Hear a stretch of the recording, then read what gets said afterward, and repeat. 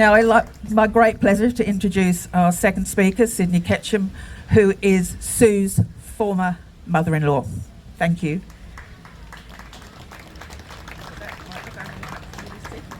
That'll be fine. Thank you.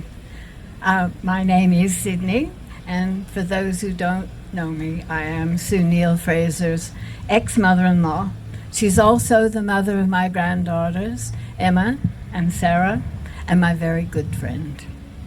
I'm going to say a few words today because I feel there's issues at stake here which are personal to me and which I'd like to address. The first is the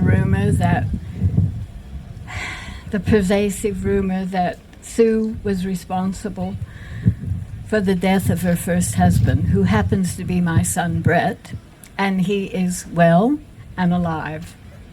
This rumor began shortly after the disappearance of Bob Chappell 15 years ago yesterday. I remember the first time I heard about this rumor. A friend of mine called to say that something interesting had happened at her bridge club that day. One of the members said, "Do you know that Sue Neill-Fraser killed her first husband?" Well, my friend stood up and told her that was definitely not true because she had seen him live and well just recently. Still, the rumor continues today.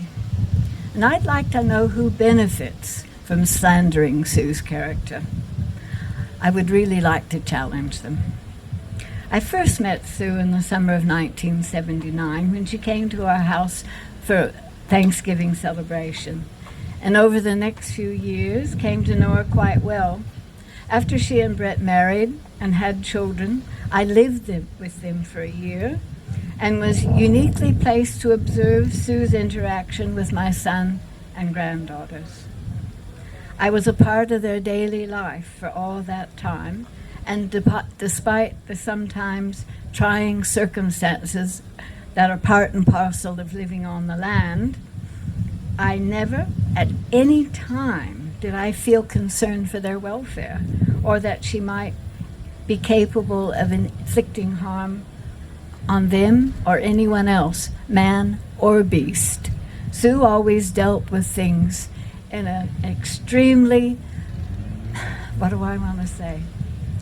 manner that said, okay, this has happened, let's get on with it, let's solve this here and now. She would never resort to physical harm, ever. Even though Sue and Brett eventually parted ways, they continue to this day to attend family gatherings, and it's clear that they have retained a level of caring and mutual respect towards each other. Brett had supported Sue since she was first arrested in 2009. He sat through the entire trial and, like the rest of the close family, could not believe when she was convicted. As you can imagine, it came as a complete shock to sit in court and hear these accusations leveled at her, some of which I knew to be untrue, and especially as no one from Tasmanian police ever spoke to me or my son or other family or close members about Sue to ask whether we had observed any worrying behavior in the past. I, as a friend of Sue and a member of the Sue Neill-Fraser support group, would like to think that by now the state government would have called for a commission of inquiry into Sue's conviction and these irregularities.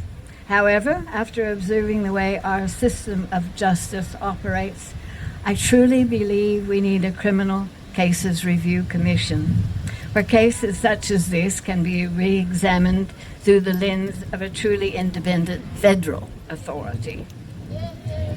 Sue was not responsible for the death of her first husband, Brett Meeker. He's alive and well.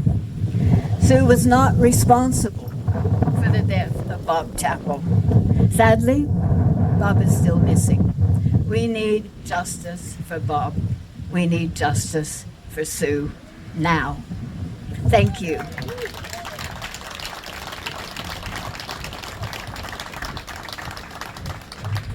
Thank you, Sydne.